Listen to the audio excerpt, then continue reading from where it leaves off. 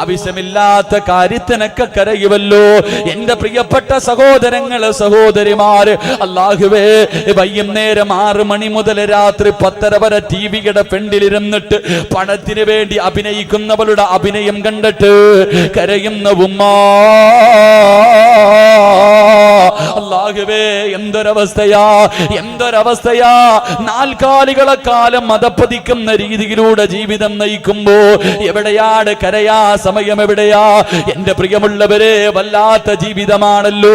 ജീവിതത്തിൽ ചെയ്തു കൂട്ടുന്നത് മുഴുവന് നരകത്തിന്റെ തീക്കകത്ത് കടന്ന് എരിയാറുള്ളതല്ലാതെ മറ്റൊന്നുമില്ല.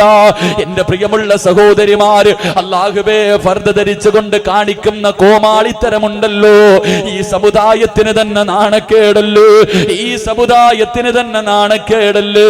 എന്റെ പ്രിയപ്പെട്ട പെങ്ങള്, എന്റെ പെങ്ങന്മാർക്ക് സീരിയലിന്റെ നടിമാരെ മാത്രമല്ലേ അറിയൂ? അവരുടെ മനസ്സിന്റെ ഉള്ളിലെ ഏറ്റവും വലിയ നായികയാരെന്നറിയുമോ? ഖദീജ ബീബിയല്ല, ആയിഷ ബീബിയല്ല, ഫാത്തിമ ബീബിയല്ല. അവരുടെ ഹൃദയത്തിന്റെ അകത്തുള്ള ഏറ്റവും വലിയ നായികയാരെന്നറിയുമോ? പരസ്പരത്തിലെ ദീതിയായ IPS കാരിയാ. അവളെ കുറിച്ച് മനസ്സിന്റെ ഉള്ളിൽ വാനോളം പറന്നുകൊണ്ട് നടക്കുന്ന പെണ്ണ്. അല്ലാഹുവേ, എവിടെ എത്തി നിൽക്കുന്നു നമ്മുടെ സമുദായം? എവിടെ എത്തി നിൽക്കുന്നു? നമ്മുടെ പ്രിയപ്പെട്ട ചെറുപ്പക്കാരുണ്ടല്ലോ, എന്റെ പ്രിയപ്പെട്ട ചെറുപ്പക്കാരോട് ചോദിക്കട്ടെ, മാതൃഭൂമി പത്രത്തിൽ ഒരു വാർത്ത വന്നല്ലോ. അല്ലാഹുവിന്റെ പ്രവാചകര് വളരെ മോശമായ രീതിയിൽ, വൃത്തികെട്ട രീതിയിൽ അല്ലാഹുവിന്റെ റസൂലിനെ കളിയാക്കിയിട്ട് ഒരു വാർത്ത വന്നപ്പോ എന്റെ പ്രിയപ്പെട്ട ചെറുപ്പക്കാര് പത്രം കത്തിക്കാൻ തയ്യാറായല്ലോ. നബിയോടുള്ള സ്നേഹം കാണണമായിരുന്നു, നബിയോടുള്ള സ്നേഹം കാണണമായിരുന്നു. വാട്സപ്പിലും ഫേസ്ബുക്കിലും നടു റോഡിൽ വെച്ച് പത്രം കത്തിച്ചിട്ട് ഫോട്ടോ എടുത്ത് ഫേസ്ബുക്കിലിട്ട ചെറുപ്പക്കാരോ, നിനക്കത് ചെയ്യാൻ എന്തവകാശമാടാ? നിനക്കത് പറയാൻ എന്തവകാശമാടാ? അല്ലാഹുവിന്റെ റസൂലിന് ഒരു വിവരമില്ലാത്തവൻ റസൂലുള്ളാഹിനെ നാണം കെടുത്തിയപ്പോ അവന് വിവരമില്ലാഞ്ഞിട്ടാ, അവൻ അല്ലാഹുവിന്റെ റസൂലിനെ നാണം കെടുത്തിയത് അവന് വിവരമില്ലാഞ്ഞിട്ടാ. പക്ഷേ ചെറുപ്പക്കാരാ, നിനക്ക് പറയാൻ എന്ത് യോഗ്യതയാ? അവൻ ഇന്നലെയല്ലേ കളിയാക്കിയത്? നീ ഓർമ്മ വെച്ച കാലം മുതലേ റസൂലുള്ളാഹിനെ കളിയാക്കുന്നവരാണ്. ആ പ്രവാചകന്റെ അനുജാൻ, ആ പ്രവാചകന്റെ അനുയായിയാണെന്ന് പറഞ്ഞിട്ട് ഈ പത്രം കത്തിക്കുന്നവന്റെ തലയിലെ കോലം നോക്കിയാ ഇവൻ ആണാണോ പെണ്ണാണോ എന്ന് തിരിച്ചറിയാൻ കഴിയൂല. നിന്റെ മുടിയുടെ കോലം റസൂൽ കാണിച്ചു തന്നിട്ടുണ്ടോ ചെറുപ്പക്കാരാ? എടാ, നിന്റെ താടിയുടെ കോലമുണ്ടല്ലോ, നീ ധരിച്ചിരിക്കുന്ന വസ്ത്രമുണ്ടല്ലോ, ഇത് റസൂലുള്ള ഇഷ്ടപ്പെട്ടതാണ്. എന്റെ പ്രിയപ്പെട്ട ചെറുപ്പക്കാരാ, നീ ഓർമ്മ വെച്ച കാലം മുതലേ റസൂലുള്ളാഹിനെ കളിയാക്കുന്നവനാ.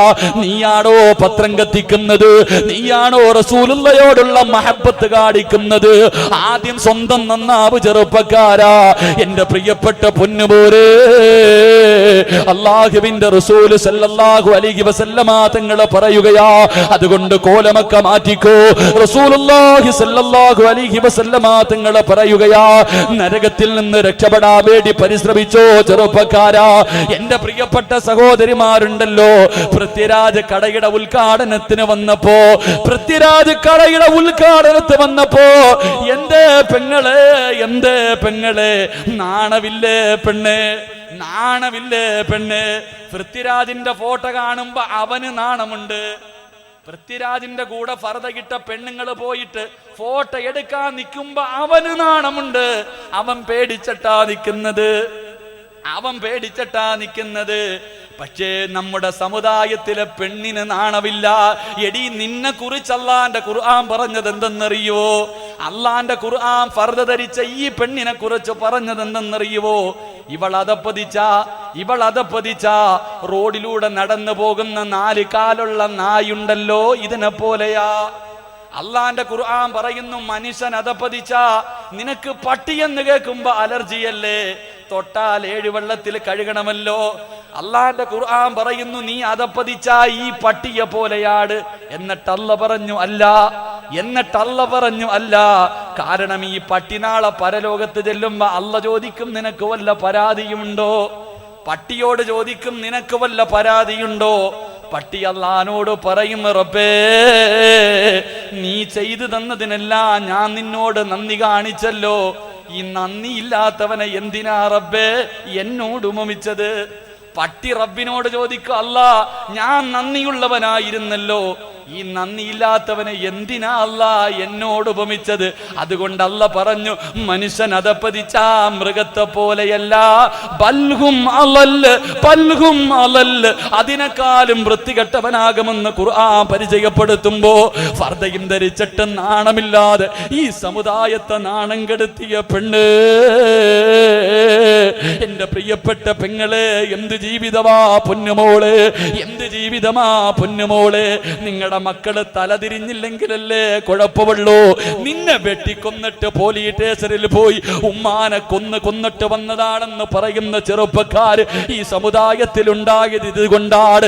എന്തിന് വിവാഹത്തിന്റെ അന്ന് നാട്ടുകാര് മുഴുവനും വീട്ടിൽ വന്ന് ബിരിയാണി തിന്നുകൊണ്ടിരിക്കുമ്പോ അല്ലാഹുവേ ചിന്തിക്കണം, വേറെ ഒരു മതത്തിലും കാണാൻ കഴിയൂല, വേറെ ഒരു മതത്തിലും കാണാൻ കഴിയൂല.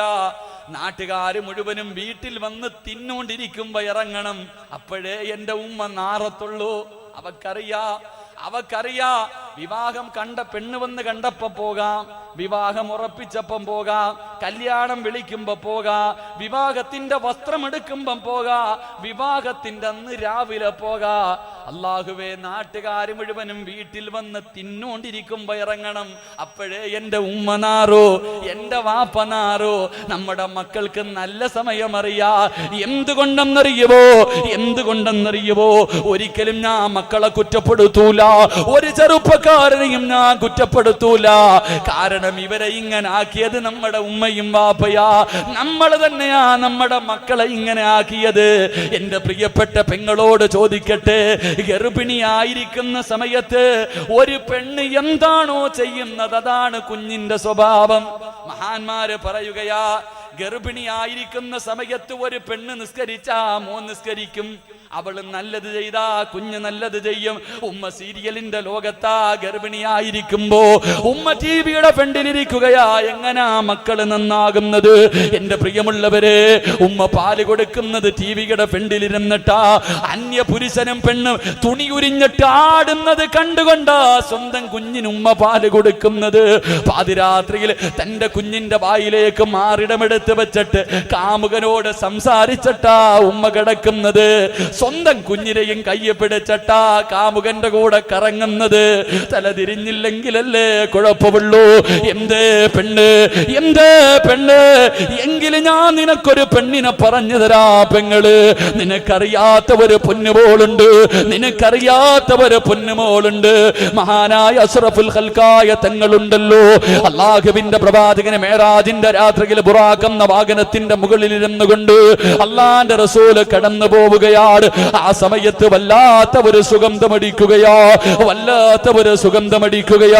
അല്ലാഹുവിന്റെ റസൂല് ചോദിച്ചു, ജിബ്രീലേ എവിടെ നിന്നാ ജിബ്രീൽ? വല്ലാത്ത ഒരു സുഗന്ധമടിക്കുന്നല്ലോ. യാ റസൂലല്ലാഹ്, ആ കാണുന്ന ഖബറിനകത്ത് നിന്നാണ് നബിയേ. ഒരു ഖബർ കാണിച്ചു കൊടുക്കുകയാ. അതിനകത്ത് നിന്നാ നബിയേ സ്വർഗത്തിന്റെ പരിമളം അടിച്ചു വീശുന്നതാ ഖബറിനകത്ത് നിന്നാണ്.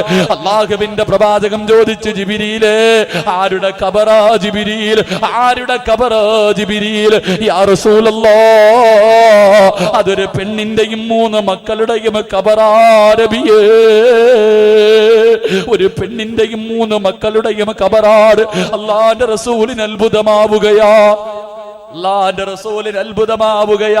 അവിടെന്ന് ചോദിച്ചു, ജിബ്രീലേ ഏത് പെണ്ണാ ജിബ്രീൽ? അല്ലാഹുവിന്റെ റസൂലിനോട് പറയുകയാണ്, യാ റസൂലല്ലാഹ്, മാശിത ബീവിയുടെ ഖബറാ നബിയേ. മാശിത എന്ന പെണ്ണിന്റെയും മക്കളുടെയും ഖബറാണ്. അല്ലാഹുവിന്റെ റസൂല് പറഞ്ഞു, ബുറാക്കൊന്ന് നിർത്തുവോ? ആ ഖബറിന്റെ ചാരത്തേക്കൊന്ന് പോകുവോ? അല്ലാഹുവിന്റെ റസൂല് ചോദിച്ചു, ജിബ്രീലേ ആരാ മാശിതയാരാ? യാ റസൂലല്ലാഹ്, ഇസ്ലാമിന്റെ ഏറ്റവും വലിയ ശത്രുവായ ഫിർഔന്റെ കൊട്ടാരത്തിന്റെ അകത്ത് കഴിഞ്ഞ പെണ്ണാരബിയേ മാഷിദ് റളിയല്ലാഹു തആല മൂസാ നബി പ്രവാചകനായി അംഗീകരിക്കുകയാണ്. ഇസ്ലാമിലേക്ക് കടന്നു വരികയാ. ഒരു ദിവസം മൂസാ നബി പറഞ്ഞു, മാഷിദ്,